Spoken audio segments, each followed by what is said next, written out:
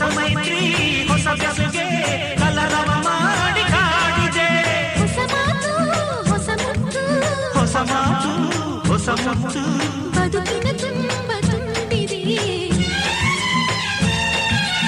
ಅಂಬರ ಚುಂಬಿತ ಅಂಬರ ಚುಂಬಿತ ಅಂಬರ ಚುಂಬಿತ ಪ್ರೇಮ ಪ್ರೇಮ ನಿರ್ಮಲ ಮನಸ್ಸಿನ ಕಾವ್ಯ